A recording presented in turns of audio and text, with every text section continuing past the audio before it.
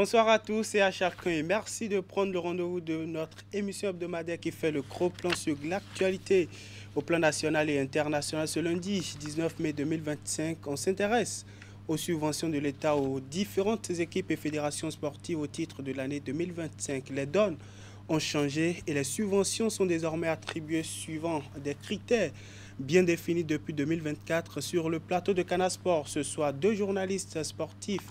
À ma droite, Dicoral Seonzou. Dicoral, bonsoir. Bonsoir Candide, bonsoir amis téléspectateurs. En face de vous, Prosper Vendiancor. Prosper, bonsoir. Bonsoir Candide et bonsoir aux téléspectateurs de Canal 3 Bénin. Avec vous, on va débattre des implications de la nouvelle méthode d'octroi des subventions en vigueur au Bénin. Et puis, dans Grand Angle ce lundi, nous recevrons en direct depuis la France l'internationale béninoise Aude Bédissi, l'une des grandes artisanes de la montée du RC Lens en Ligue 1 féminine française au terme de la saison 2024-2025. Elle va partager avec nous son parcours au cours de la saison, notamment ses performances individuelles et ses ambitions futures. Le tout dans moins d'une heure de temps. On commence par notre traditionnelle rubrique Fil Info.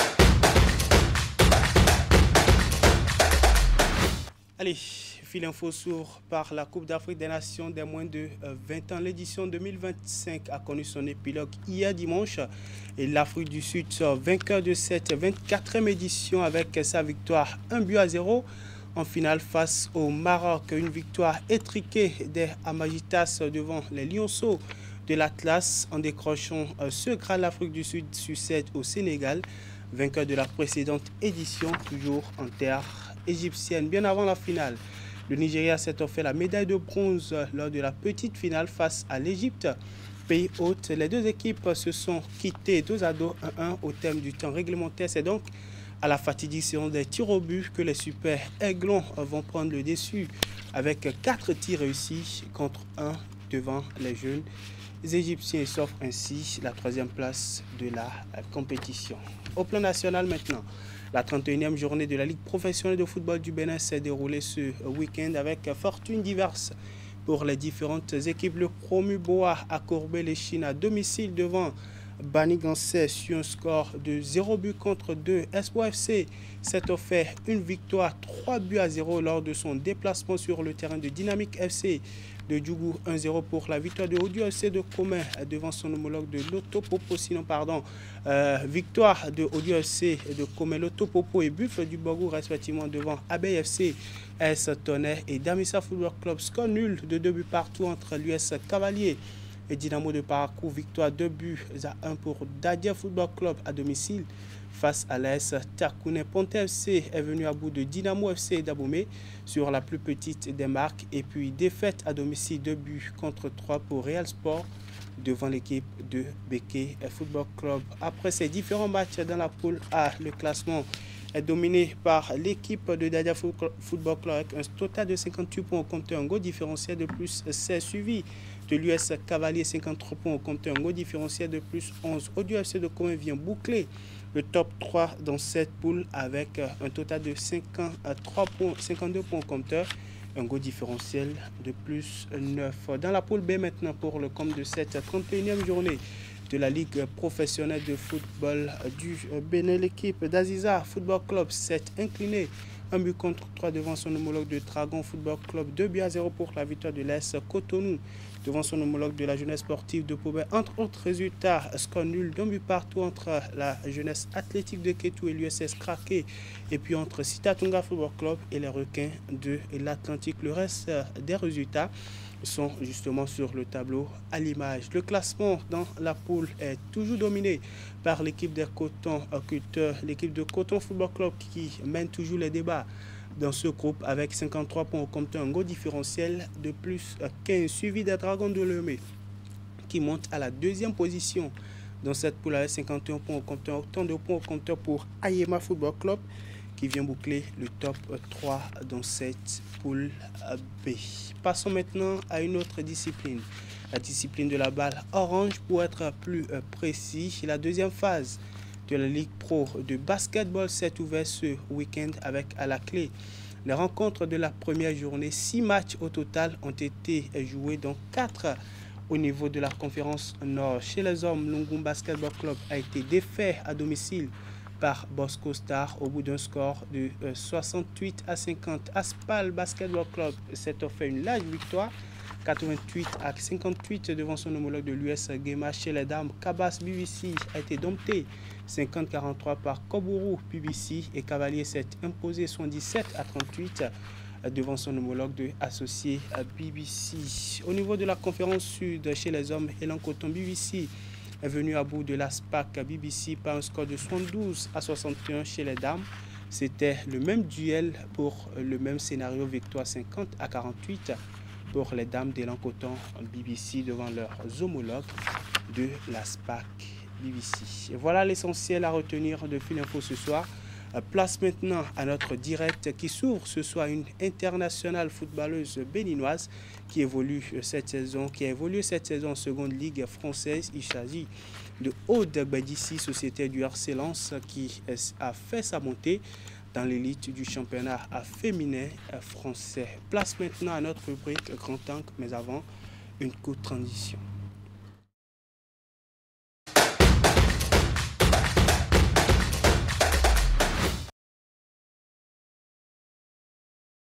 Voilà, notre invité au téléphone de ce soir, c'est bien sûr Aude Gbadissi, comme je vous l'ai annoncé un peu plus tôt en début de cette émission. Avec elle, on va évoquer justement son parcours tout au long de la saison, ses performances individuelles tout au long de la saison. Il faut rappeler, elle a terminé meilleure buteuse du championnat français de Ligue 2.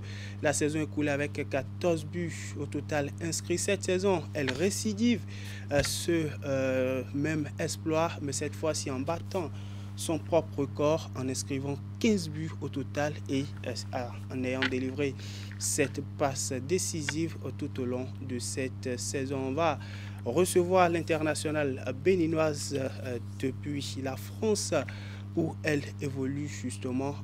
Mais en attendant, on va prendre une courte transition.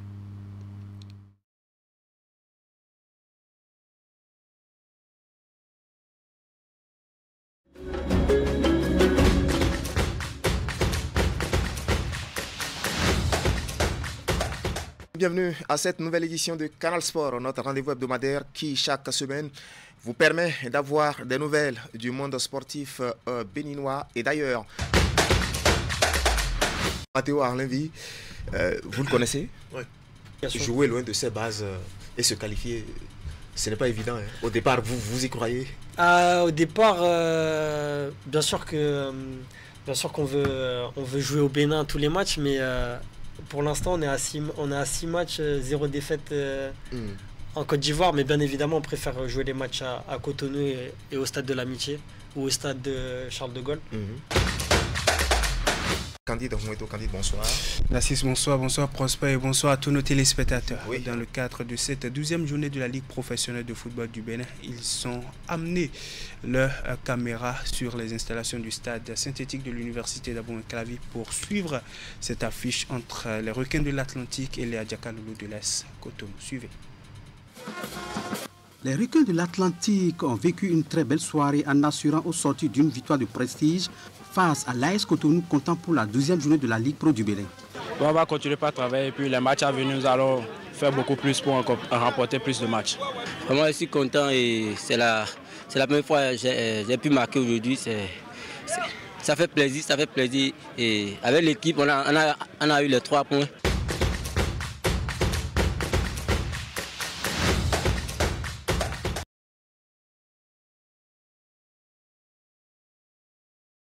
Voilà, notre invité a déjà décroché notre appel depuis la France, Aude Gbadissi. Bonsoir.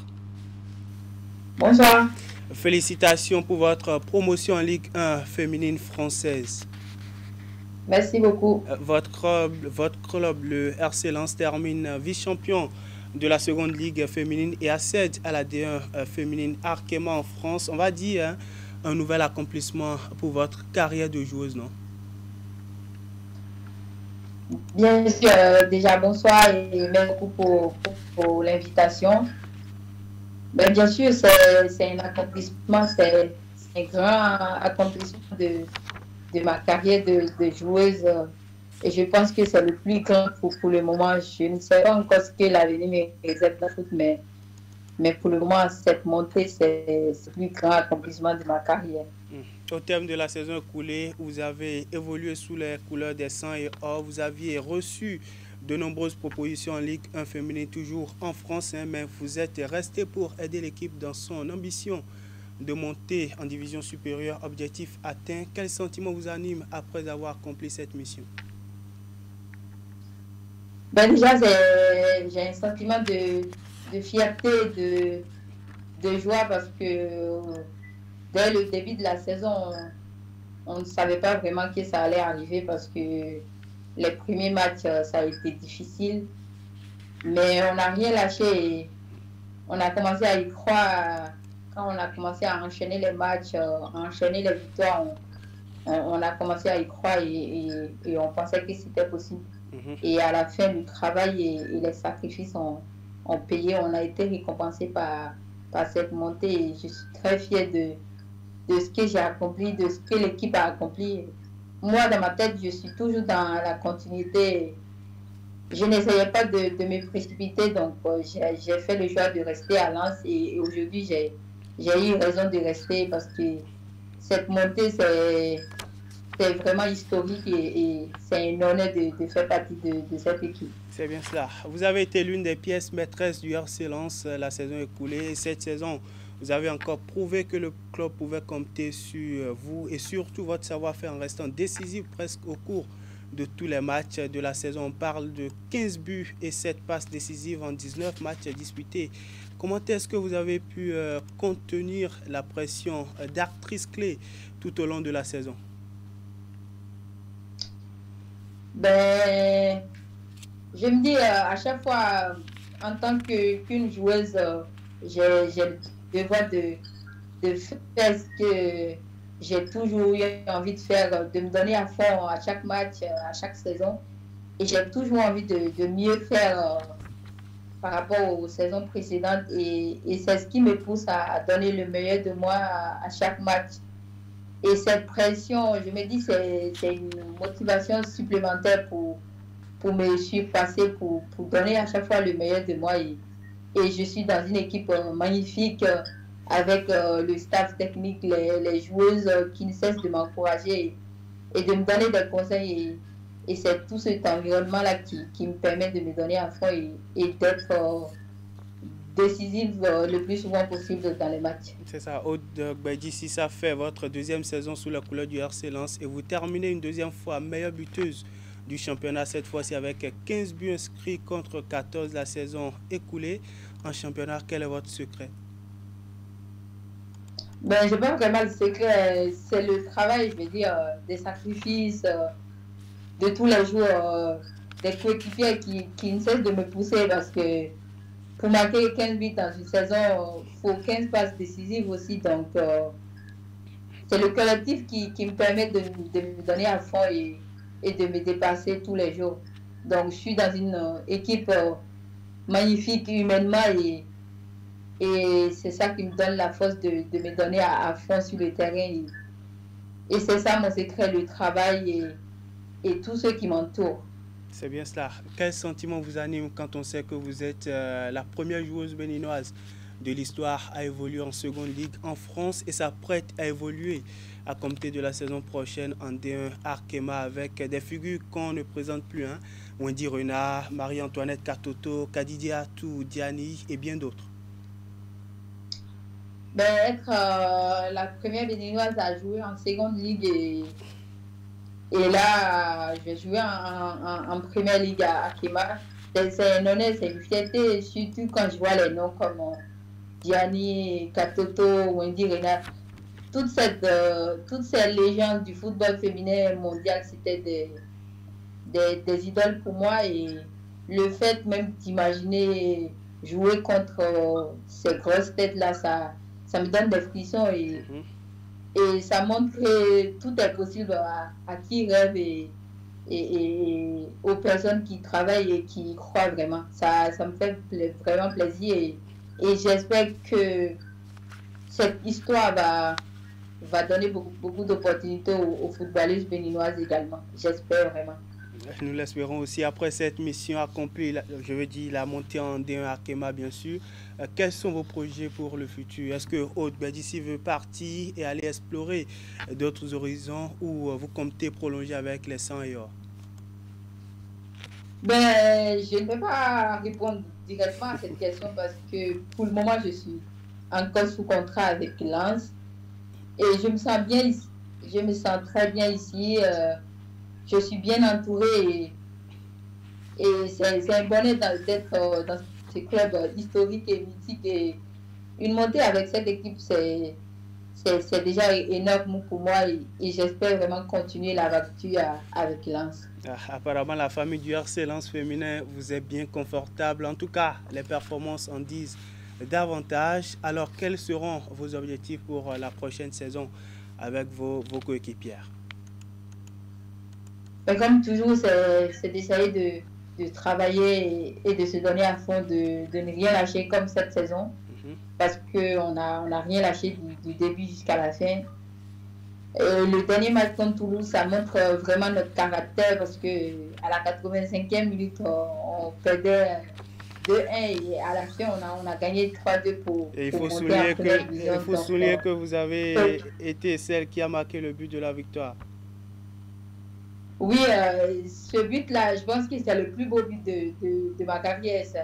Vu son importance, c'est pas le but le plus spectaculaire que j'ai marqué dans ma petite carrière, mais ce but-là, ça va rester à jamais dans ma mémoire. Et les objectifs futurs, c'est toujours d'essayer de donner le meilleur, surtout quand on a envie de jouer au haut niveau et qu'on y est, c'est de profiter, de profiter de chaque instant, de se donner à fond et pour ne rien regretter après. Qu'avez-vous prévu faire pendant les vacances sportives? Ben, je pense que je ne sais pas exactement ce que je fais, mais je pense que je vais revenir au Bénin pour manger la pâte en attendant que la saison commence. Revenu à la source, Aude Bédissi, un mot pour boucler cet entretien. Pardon? Un mot pour boucler cet entretien. Ben, je tiens à dire merci au peuple béninois, à tous ceux qui me soutiennent et qui ne cessent de m'encourager, à mes parents qui m'ont toujours soutenu depuis le début, à mon club, parce que ce club m'a accueilli les bras ouverts et ils m'ont mis dans les bonnes conditions.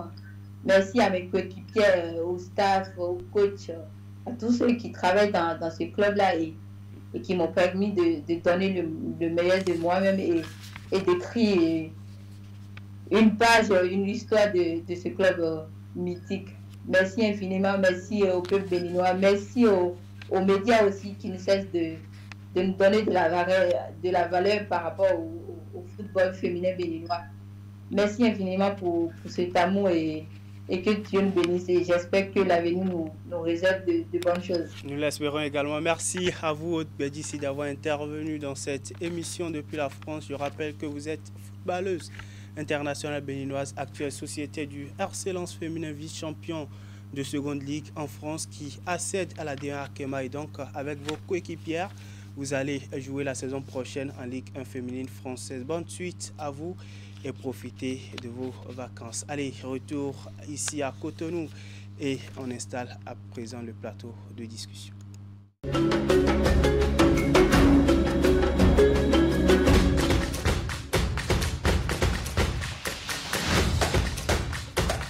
Bienvenue à cette nouvelle édition de Canal Sport, notre rendez-vous hebdomadaire qui chaque semaine vous permet d'avoir des nouvelles du monde sportif béninois et d'ailleurs. Matteo Arlenvi, vous le connaissez? Oui. Jouer loin de ses bases et se qualifier, ce n'est pas évident. Hein. Au départ, vous y croyez? Au départ, bien sûr qu'on veut jouer au Bénin tous les matchs, mais pour l'instant, on est à 6 matchs, 0 défaite en Côte d'Ivoire, mais bien évidemment, on préfère jouer les matchs à Cotonou et au stade de l'Amitié ou au stade de Charles de Gaulle. Candide Moueto, Candide, bonsoir. Narcisse, bonsoir, bonsoir Prosper et bonsoir à tous nos téléspectateurs. Oui. Dans le cadre de cette 12e journée de la Ligue professionnelle de football du Bénin, ils ont amené leur caméra sur les installations du stade synthétique de l'université d'Abou-Clavi pour suivre cette affiche entre les Requins de l'Atlantique et les Adjaka-Loulou de l'Est Cotonou. Suivez.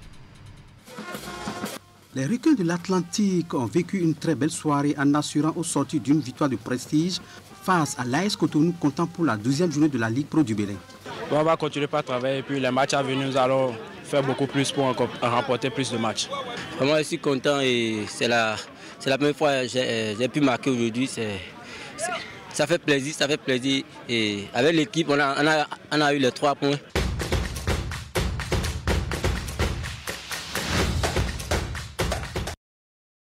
Allez, les clubs et associations sportives des différentes fédérations sportives ont reçu jeudi dernier les subventions pour le compte de l'année 2025. Au total, 4 milliards, plus de 600 millions ont été distribués, tout comme en 2024. La particularité cette année est que cet appui du gouvernement n'a pas été distribué comme ça se faisait par le passé. Il a été établi des critères selon lesquels les clubs et fédérations sont évalués depuis 2024 et ces critères incluent la qualité de l'encadrement technique, la gestion administrative et financière, la performance sportive ainsi que le rayonnement au plan national et à l'échelle internationale des fédérations et différents clubs. Dicorel, les donnes ont changé. Oui, c'est clair et c'est sûr que les donnes finiront par changer tôt ou tard.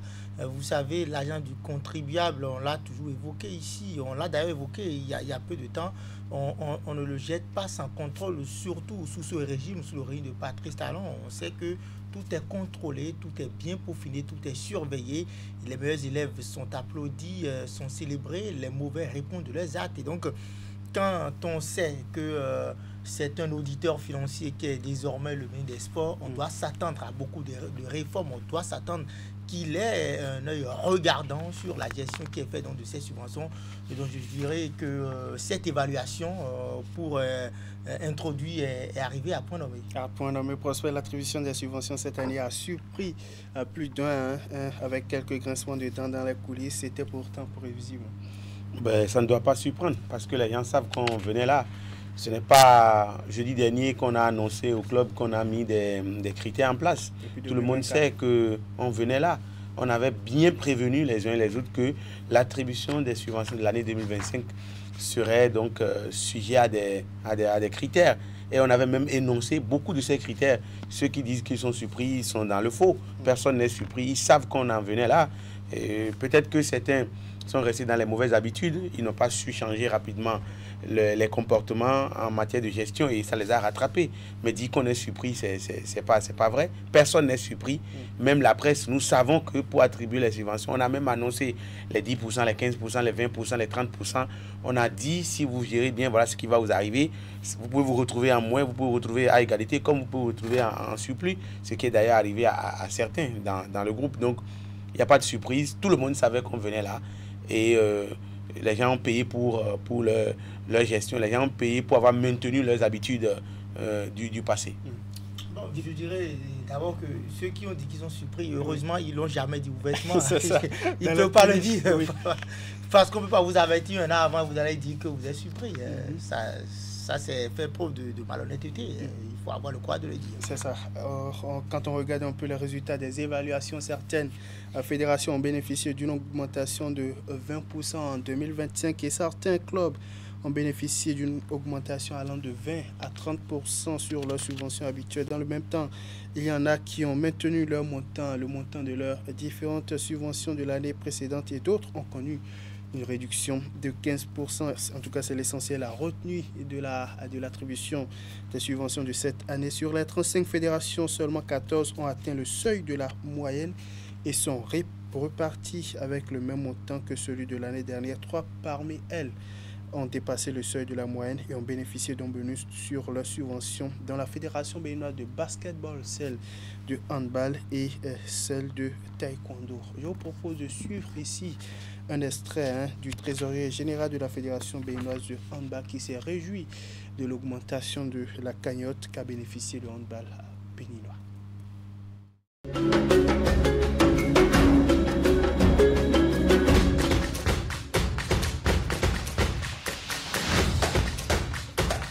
Bienvenue à cette nouvelle édition de Canal Sport, notre rendez-vous hebdomadaire qui, chaque semaine, vous permet d'avoir des nouvelles du monde sportif béninois et d'ailleurs. Matteo Arlenvi, vous le connaissez? Oui. Jouer loin de ses bases et se qualifier, ce n'est pas évident. Hein. Au départ, vous y croyez?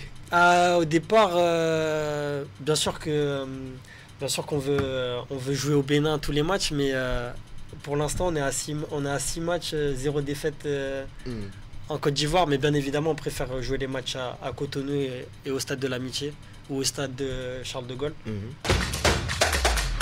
Candide, bonsoir. Narcisse, bonsoir, bonsoir Prosper et bonsoir à tous nos téléspectateurs. Oui. Dans le cadre de cette 12e journée de la Ligue professionnelle de football du Bénin, ils ont amené leur caméra sur les installations du stade synthétique de l'université d'Abou-Clavi pour suivre cette affiche entre les Requins de l'Atlantique et les Adjaka-Loulou de l'Est Cotonou. Suivez. Les Requins de l'Atlantique ont vécu une très belle soirée en assurant au sortir d'une victoire de prestige face à l'AS Cotonou, comptant pour la 12e journée de la Ligue Pro du Bénin. On va continuer par travailler et puis les matchs à venir, nous allons faire beaucoup plus pour remporter plus de matchs. Vraiment, je suis content et c'est la première fois que j'ai pu marquer aujourd'hui. Ça fait plaisir et avec l'équipe, on a eu les 3 points.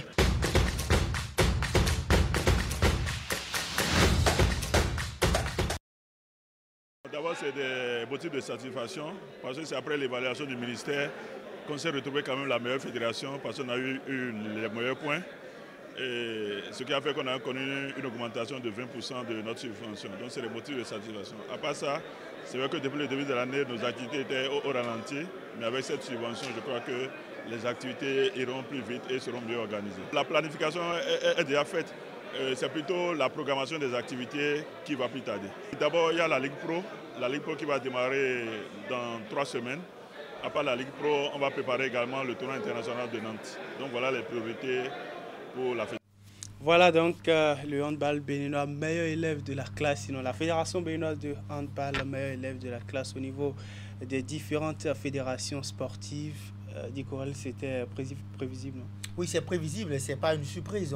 S'il n'y avait pas le handball parmi les meilleurs élèves, on allait demander beaucoup de choses, on allait se poser beaucoup de questions et demander au président Sidibou Karamou de venir s'expliquer. Parce que c'est l'une de ces rares fédérations qui n'attendent pas forcément la subvention de l'État pour aller donc convaincre les partenaires. Ils ont beaucoup de partenaires, que ce soit le handball ou même le basketball. Donc, je pense que c'est normal que ces fédérations-là soient devant la scène. Mais ce qui m'intrigue un peu et inquiétant, quand vous regardez le nombre, c'est-à-dire que plus de la moitié des fédérations n'ont pas pu obtenir une note de 10 sur 20. On parle de 14 qui ont stagné, c'est-à-dire qui ont eu 10 sur 20. Et on parle de 3. Ça fait 17. 17 plus 17, ça fait 34. Alors qu'on a 35 fédérations. Ça veut dire que la majorité gère très mal les subventions de l'État. Et donc, cette évaluation est venue, en quelque sorte, sonner la fin de la récréation. Moi, je pense que c'est une bonne chose. C'est une très belle initiative. Et donc, le ministre Benoît Dato, vous savez, moi, je faisais partie de ces quelques rares personnes qui étaient un peu pessimiste un peu au départ de la nomination de Benoît Dato à la tête du ministère des Sports. Je me dis, mais qu'est-ce que cherche véritablement un auditeur financier à la tête de la gestion de la chose sportive? Est-ce que ce n'est pas un intrus? Est-ce qu'il ne va pas se perdre? Mais le monsieur n'a pas pris beaucoup de temps pour prendre ses marques, pour nous démontrer qu'il connaît. À un moment donné, je pense que c'est toujours bien d'avoir des auditeurs ou bien même des juristes à la tête de certaines institutions pour siffler la fin de la récréation. Vous savez, depuis 2016, chaque année, il y a eu toujours augmentation. Et donc, les gens portaient leur boubou, leur agbara, comme on le dit, leur veste pour venir prendre ces subventions qui s'alourdissent chaque saison. Ils applaudissent, ils sourient. Et à la fin de la subvention, c'est toujours des discours de remerciement. Ils sont prêts à nous accorder leur discours. Mais est-ce que vous en avez beaucoup la dernière fois? Les ministres sont serrés comme si on leur a arraché quelque chose. Moi, je voudrais inciter l'actuel ministre à aller au-delà. Si je sais que je gère mal et que ce n'est que 15% qu'on va m'enlever, je peux continuer à gérer, à mal gérer, tout en sachant que je ne serai pas inquiété. Et donc, c'est en cela que moi, je voudrais l'inviter à sévir davantage, à aller plus loin. Ceux qui gèrent très mal, parce que je suis sûr qu'il y en a qui ont très très mal géré, que ceux-là répondent de leurs actes. Si l'année prochaine, le ministre peut faire appel à la brigade économique et financière, à la BEF ou à la Criette, de venir également s'impliquer dans la chose pour que ces gens-là répondent devant les actes. Parce que moi, je connais certaines fédérations qui n'organisent pas d'activité statutaire toute la saison ou qui, même pour les expéditions, ne donnent pas grand-chose à ces représentants, aux athlètes qui sont les véritables acteurs. Donc, pas forcément les meilleures conditions de préparation. Voilà, pas de meilleures conditions de préparation, même pas de bonnes primes, je veux dire des primes quantifiables pour ces athlètes-là. Mais après, il y a même des fédérations où les membres de la fédération sont beaucoup plus... le nombre des membres de la fédération dans la délégation dépasse le nombre d'athlètes. Et donc, qu'on sévit à certains endroits, et parce qu'aujourd'hui, le ministère, l'État a réduit les charges. Les subventions ne sont pas gérées pour les expéditions. Parce qu'il y a également une autre carte qui, à part, on sait que l'année passée, c'était plus de 3 milliards, qui est mise à part pour financer les expéditions, pour que le Bénin ne rate plus les compétitions, les grandes compétitions reconnues officiellement par la fédération et le ministère. Et donc, si cela est fait, pourquoi mal gérer encore? Et donc, je pense que Benoît Dato a très bien commencé. On l'encourage pour ça et on le félicite et on l'encourage à aller au-delà, à sévir beaucoup plus pour qu'on puisse avoir 3 fédérations. Si ce sont ces 3-là qui méritent d'être là, qu'elles soient là et que les résultats soient là et que ici, il n'y a rien de gonfler les choses, de gonfler les rangs pour des résultats mitigés. Pour des résultats mitigés. Prosper, on a juste vu pour ces fédérations qui n'ont pas pu atteindre le seuil, seulement 15% de réduction sur leurs subventions. Est-ce qu'il suffit juste de rester les bras croisés, ne pas forcément faire ce qu'il faut, ne pas forcément bien gérer et après dit que bon, c'est seulement 15%, on va réduire de la subvention de la fédération et terminer une saison? Rapidement, j'apprécie l'homme Benoît Dato, ministre, parce que personne ne le voyait venir d'abord. On ne le savait pas dans l'arène politique. C'est vrai que ça a toujours été comme ça au ministère des Sports. On est toujours surpris par l'homme qui arrive, à part quelques exemples où on sait que bon, c'est un homme du milieu qui peut arriver. À part ça, pour la plupart du temps, on a été toujours surpris. Mais cette fois-ci, plus surpris, parce que son nom n'est jamais apparu quelque part. On ne sait pas qui venait. On s'est posé énormément de questions. Est-ce qu'il va pouvoir s'en sortir dans un monde, dans un panier à crabes? Mais je pense qu'il est en train de nous surprendre de par sa jeunesse et ses décisions. Ça, c'est pour dire que, voilà, l'homme n'est pas forcément à l'image de ce qu'on pense de lui. Pour en venir à votre question, si ce n'est que 15%, je pense que le problème n'est pas réglé. Si ce n'est que 20% de moins, 30%, même 50% de moins, le problème n'est pas réglé. Si je dois dormir toute une année et qu'on m'enlève 50% de ma subvention de 60 millions de l'année dernière, je pense que la vie continue. Donc, une chose est de montrer publiquement que voilà des fédérations qui ont émerveillé, qui ont essayé de prouver, qui ont donné des résultats.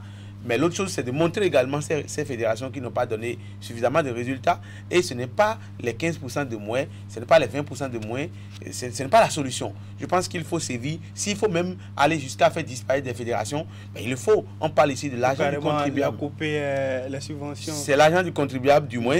Donc si les gens doivent continuer à mal gérer, qu'on arrête de leur donner et qu'on leur applique les lois de la République. Si vous ne pouvez pas animer la vie sportive nationale, ce n'est pas la peine que vous existiez dans la République. Donc, je pense qu'une chose est de diminuer les cagnottes, mais l'autre chose est de faire en sorte que les gens prennent conscience. Si, par exemple, on doit diminuer votre cagnotte 1 fois, 2 fois, 3 fois, c'est que vous ne méritez plus d'être là. Si à chaque fois vous n'allez pas atteindre la moyenne, c'est que vous ne méritez plus d'être là.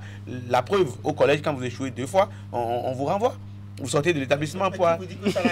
Voilà, donc je pense qu'il faut pousser un peu plus loin. Il faut pousser un peu plus loin le bouchon pour amener les gens à rentrer dans les rangs.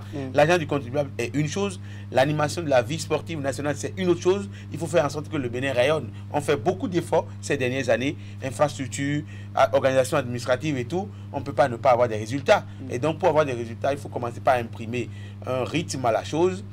Dikouré parlait tout à l'heure de l'organisation autour des compétitions internationales. Si les athlètes vont vous parler, ben, on ne va pas finir, on ne va pas quitter ici aujourd'hui. Il y a des gens qui vont faire des regroupements et à la fin d'un regroupement d'une semaine, 2 semaines, on vous remet 2000 en main, on vous remet 5000 pour des athlètes qui ont tout donné pour venir en regroupement dans une équipe nationale. Ça ne s'entend pas. Et quand on dit que ce sont des fédérations qui se comportent comme ça, je pense que ce n'est pas normal. Donc il faut aller au-delà de ce qui se fait actuellement, qui est bien d'ailleurs, qui va certainement changer les donnes. Mais il faut aller au-delà, montrer aux gens que l'argent du public, c'est une autre chose, mais gérer bien, parvenir à sortir les couleurs du Bénin, c'est une autre chose, et que tout doit bien se passer, même à côté de l'argent du contribuable, tout doit bien se passer en plus. Le président du CNE Souben l'avait dit à l'occasion de la cérémonie, l'argent du contribuable, les subventions, c'est pour vous aider. Si vous ne pouvez pas aller chercher des partenaires, c'est pas la peine. Et pour aller chercher des partenaires, il faut montrer que vous êtes sain à l'interne. On va d'ailleurs revenir sur cet aspect de la chose tout à l'heure dit Corel. Désormais, les clubs et fédérations sportives ont le fait au fait. Certains ont entendu en 2024, mais ils attendaient de voir. Ils l'ont vu maintenant au cours de la cérémonie de remise des subventions au titre de l'année 2025. Désormais, ils ont le fait au fait. Ils savent désormais qu'il faut bien gérer la chose étatique et au-delà de ça, mieux rayonner, faire rayonner la couleur nationale sur la scène internationale. Oui, il y a des fédérations qui savent que quoi qu'en soit ce qu'on dira, elles vont rayonner. Si vous avez des génies dans votre fédération, même si vous ne faites pas ce qu'il faut, l'athlète même va prendre soin de lui et va donner les résultats qu'il faut.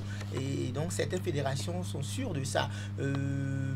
Mais elles ont il y a des génies partout, c'est la gestion qui est le problème. Elles ont forcément aujourd'hui la pression et je sens qu'elles seront beaucoup plus surprises la saison prochaine parce qu'on leur a demandé maintenant l'authentification des états financiers. Ça a été évoqué, et le ministre en a parlé, pour rehausser l'image, parce que c'est l'image du sport béninois qui est en jeu. Et quand on parle d'authentification des états financiers, c'est-à-dire que je ne vais pas trahir certains secrets, je connais certaines choses que je ne veux pas dire ici, des gens qui fabriquent des choses, des états financiers à la veille des auditions et autres. Ça veut dire que vous ne viendrez plus avec n'importe quel papier. En amont, vous venez et on vous montre ce qu'il faut, le format que cela doit respecter. Et quand c'est comme ça, il faut s'attendre à beaucoup de choses. Moi, je voudrais également proposer au ministre Benoît Dato, je suis sûr qu'il prépare des choses, mais je voudrais également proposer, si l'État, un peu comme ce qui a été fait au niveau des mairies, où on a envoyé des administrateurs rompus pour gérer les fonds de l'État. Et donc, si au niveau des fédérations, je pense que les fédérations en ont beaucoup plus besoin.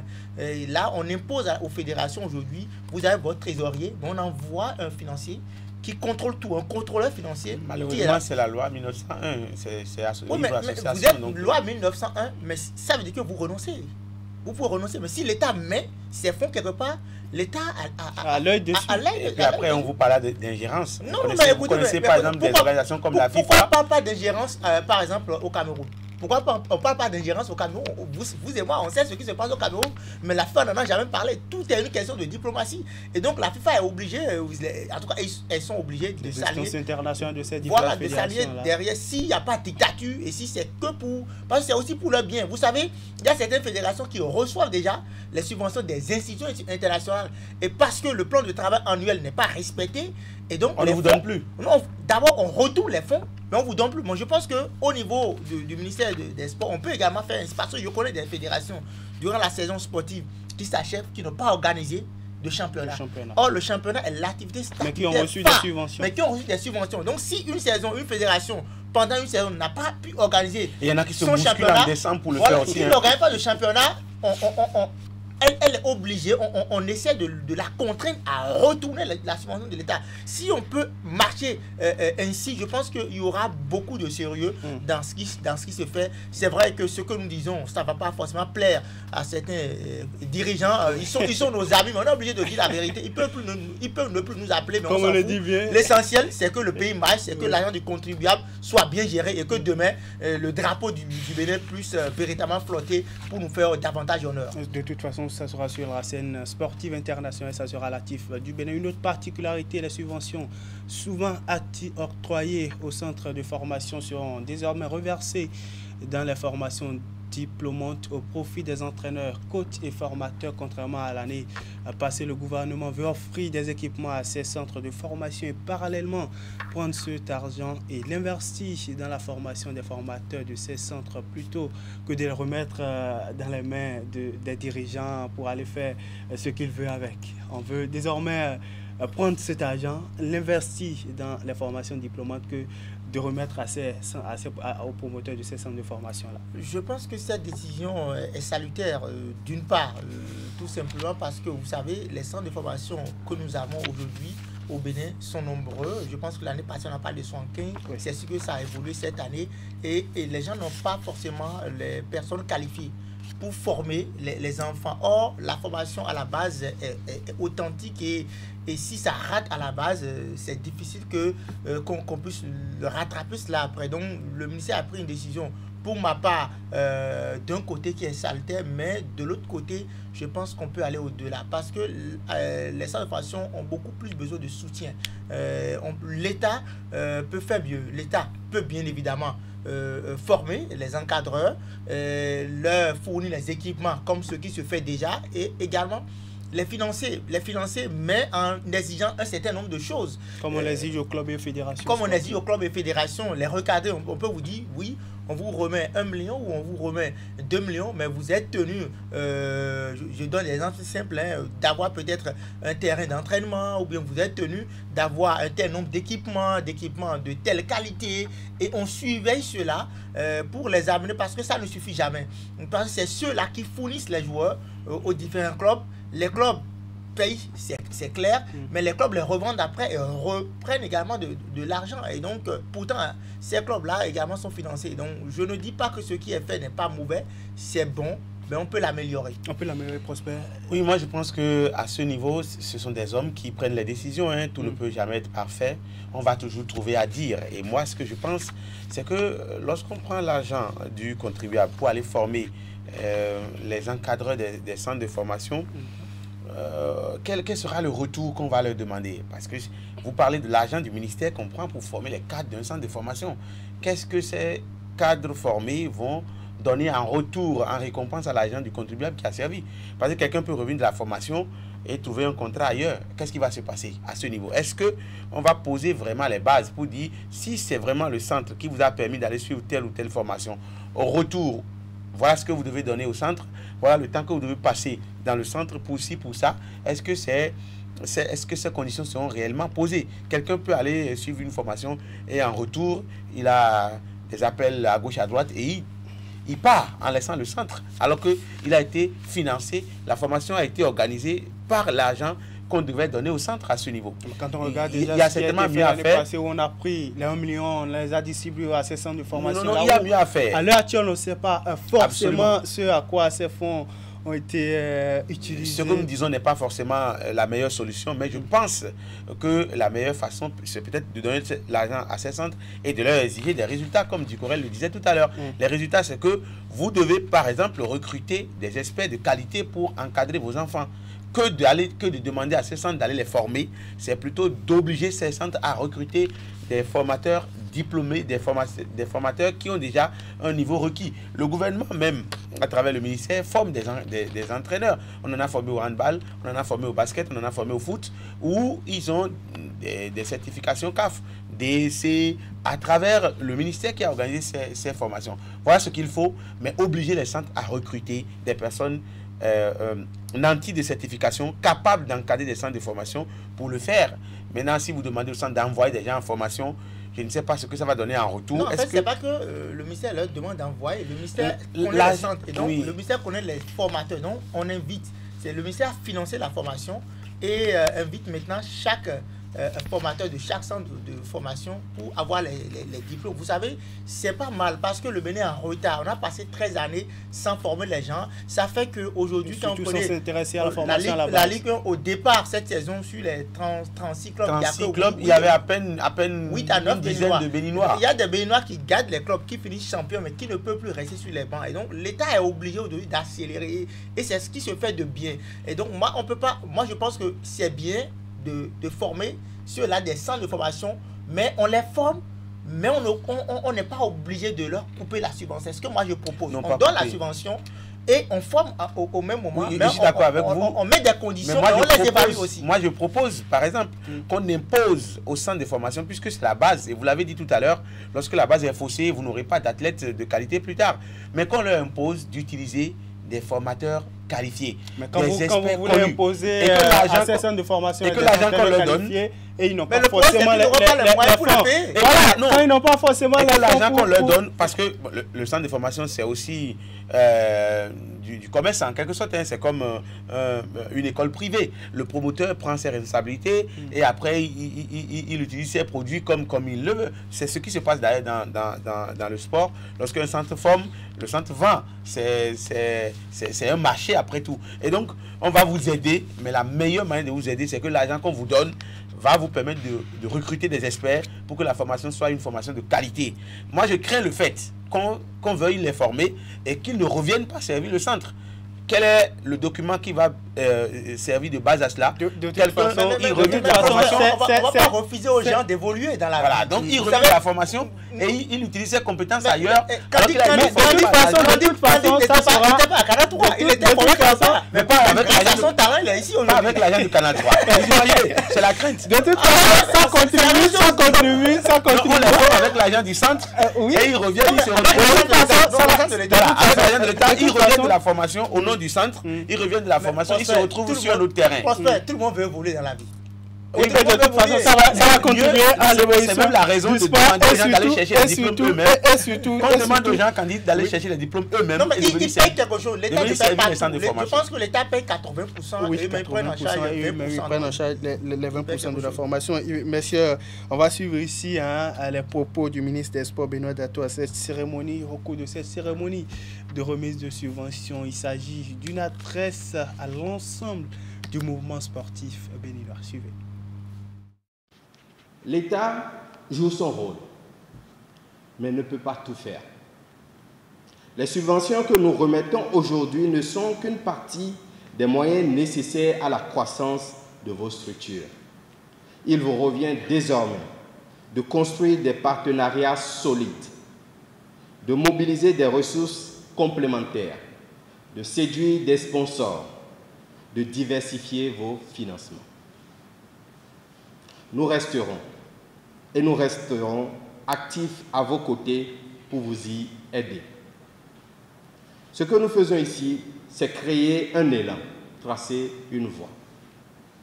C'est vous dire que la performance sportive est possible à condition que chacun prenne sa part de responsabilité. En remettant ces subventions aujourd'hui, nous posons un acte fort, un acte de confiance et de mobilisation. Nous croyons en votre potentiel, nous croyons en vos talents et nous croyons surtout en votre capacité à faire rayonner le sport béninois. Mais cette confiance va de pair avec des attentes. Nous attendons de vous des progrès concrets, visibles et durables. Nous vous suivons, nous vous accompagnons, mais nous comptons aussi sur vous pour élever le niveau, renforcer la structuration et faire grandir le sport béninois dans toutes ses dimensions. Ce ne sont pas de simples enveloppes financières, ce sont des outils de transformation, des leviers d'impact et des preuves de notre volonté d'avancer ensemble. Restons engagés, unis et ambitieux. L'État ne peut pas tout faire. Les clubs et fédérations doivent diversifier leur financement et faire en sorte de combler les diverses attentes du ministère des Sports, justement, du gouvernement béninois. Ce sont là les mots du patron des sports du Bénin. Oui, c'est pas le Bénin qui va inventer la roue. Hein. Le sport dans le monde entier, c'est des images, c'est des partenaires, c'est des sponsors, c'est des actionnaires en quelque sorte. On l'a décrié à plus d'un titre ici chez nous au Bénin. Les clubs qui appartiennent à des individus. Dicorel peut se lever et avoir son club et il lui donne le nom ZOUFC. Voilà. Donc vous imaginez comment ça peut avancer comme ça. Moi, je ne peux pas mettre mon argent dans son affaire. Et lui-même, à un moment donné, il est fatigué, il n'en peut plus et on ferme la porte. Je pense que effectivement, il faut diversifier les sources de revenus des clubs en allant vers les actionnariats. Lorsque vous êtes nombreux à avoir la propriété de la chose, la propriété de la chose, vous avez la durée, vous vivez dans la durée. Ce n'est pas quelque chose qui va disparaître demain. Des actionnaires, ça et là, des entreprises qui associent leurs images, c'est ce que le ministre a dit, ce n'est pas nouveau. Et ce n'est pas chez nous au Bénin que ça va commencer. Quand vous regardez partout au monde, les fédérations ont des partenaires, des sponsors. Des fédérations ont des gens qui les accompagnent et les clubs sont des clubs d'un ensemble de personnes, des actionnaires, des partenaires, ça et là. Ce n'est que comme ça qu'un club peut durer 100 ans. Si c'est pour vous, si c'est pour moi, ça ne peut jamais faire 100 ans.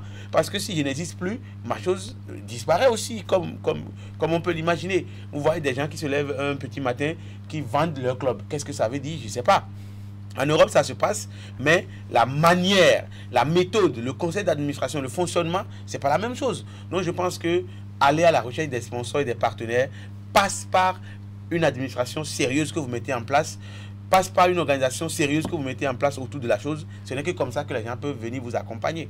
Donc, ce qu'il a dit, ça fait longtemps qu'on dit ça. Le sport ne peut pas appartenir à des individus, le sport doit appartenir à des groupes solides, à des associations solides qui veulent aller. Quand on vous dit qu'un club a 125 ans, quand on vous dit qu'un club a 100 ans, ce n'est pas parce qu'il y a quelqu'un qui a créé son truc et qui est assis sur... Non, pas du tout. Donc c'est tout un ensemble. C'est ce que nous demandons aux acteurs sportifs béninois, qu'ils se mettent ensemble pour progresser ensemble, afin que nous puissions voir la chose dans la durée. C'est de ça qu'il s'agit. Si vous voulez avoir des partenaires, des sponsors, mettez-vous ensemble et je pense que c'est plus facile. Dicorel, pour vous qui êtes aussi acteur du mouvement sportif béninois, quel serait votre mot à l'endroit de ces fédérations et clubs sportifs après l'obtention des subventions pour le compte de l'année 2025?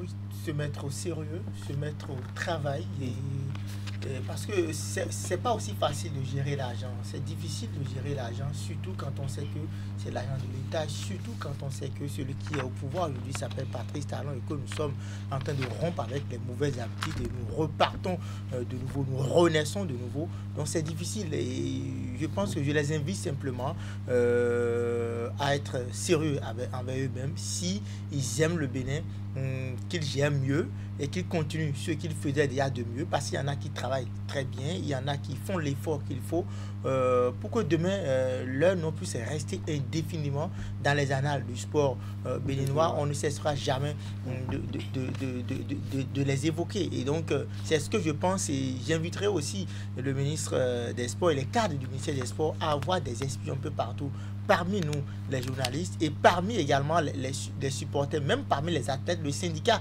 des joueurs, parce que je connais certains clubs qui ne paient jamais de primes de signature. On vous dit, si vous voulez jouer chez nous, vous signez, vous ne prenez pas de prime de signature, vous jouez simplement, vous aurez vos salaires. Et puis c'est tout. Donc, il faut que ces choses-là changent. Mais pour avoir ces informations, il faut que le ministère nous associe, nous autres, qui sommes sur le terrain, le syndicat des joueurs, pour avoir ces informations. Parce que les gens peuvent très mal gérer et venir présenter une copie propre, ils vont toujours bénéficier de bonnes subventions. Il y en a qui sont très très malins, mais s'ils nous associent, nous on a des informations, on est en contact avec les athlètes, on est en contact avec des joueurs qui sont tout le temps martyrisés, on connaît des clubs qui sont champions dans le martyre, dans la maltraitance, et ces clubs-là doivent être virés, doivent être, je dirais, bannis du sport béninois parce que c'est l'image du Bénin qui est en jeu. Et également instaurer une certaine règle, comme un peu ce qui se passe en Europe où il y a une direction. Il y a un conseil d'administration. Non, pas seulement conseil, il y a une direction qui s'occupe des finances de chaque. Donc en début de saison, on vérifie vos comptes. Si vous n'avez pas les moyens de gérer un club, vous n'existez pas. Il y a un certain nombre de finances qu'il faut avoir pour rester en D1, en D2 ou en D3. Si on fait cela, pour que les gens ne perçoivent plus la subvention de l'État comme une prise en charge, alors que ce n'est qu'un accompagnement. C'est-à-dire que vous avez 100 millions comme budget, vous-même vous avez 60 millions, et l'État vous aide à 40% ou à 30%, mais les gens n'attendent que ça pour gérer, et c'est mauvais. Aidons le Bénin à changer, parce que le Bénin d'aujourd'hui ne sera plus jamais comme le Bénin d'avant. C'est bien cela, on a beaucoup à dire sur le sujet, mais on ne va pas tout dévoiler ici. De toute façon, c'est l'ensemble du mouvement sportif béninois a bel et bien entendu et écouté l'avis de chacun de vous sur le plateau de Canal Sport ce soir, et je pense, sinon nous espérons qu'ils vont mettre en application vos suggestions et recommandations. Voilà, ici prend fin Canal Sport de ce lundi 19 mai 2025. Un grand plaisir pour nous de vous tenir compagnie durant environ 1 heure de temps. Plateau, j'ai été accompagné par Dicorel Seonzo et Prosper Vondiancourt. À la réalisation, Augustin Vidéco, assisté de Francis Kokou. Jules Cho est resté à la coordination et Hippolyte Soumao à la régie finale. Toute l'équipe de l'émission se joint justement à ma voix pour vous souhaiter une bonne suite de soirée et à lundi prochain pour un nouveau numéro.